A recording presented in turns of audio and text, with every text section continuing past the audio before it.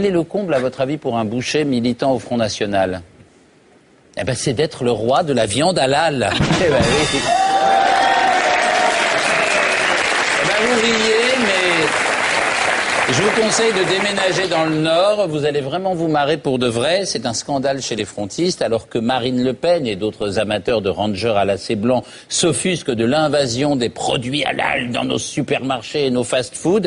Eh bien, il y a un coup de tonnerre au Front National. Je dirais même pire, il y a un coup de tonnerre au Front National dans la section Nord-Pas-de-Calais. Remettons les choses, si vous le voulez bien, dans leur contexte.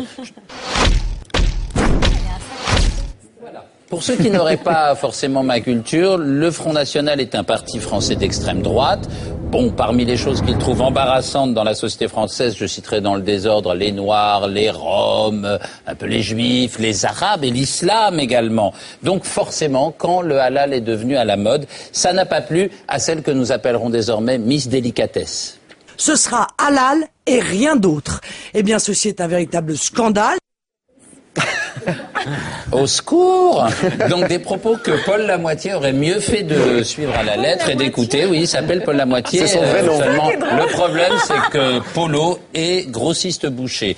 Et pour ainsi dire, Polo est un des leaders de la viande halal dans sa région. Alors évidemment, ça sent quasiment autant le grillé que dans un kebab du 18e. Les dirigeants du parti d'extrême droite, qui sont toujours démocrates, ont intimé à Polo l'ordre de se taire et de ne plus adresser la parole aux médias. Miss Délicatesse n'a pas du tout envie de rigoler avec ces choses-là, mais il a bien fallu trouver un truc, un élément de langage. Alors ce qu'on a dit, c'est ce n'est pas en contradiction avec les idées du FN, puisque c'est une activité qui a un but commercial. Oui, d'accord. Ça veut dire en fait que l'immigration n'est pas un problème à partir du moment où elle est lucrative. Mais on le savait, ça. Elle l'est souvent. Merci Marine. C'est donc vraiment ce qu'on appelle se payer sur la bête. Et on peut s'attendre à tout désormais. Peut-être Tariq Ramadan dans la pub pour Ma Tranche.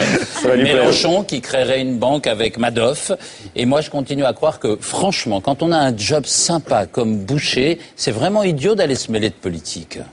Merci Ariel.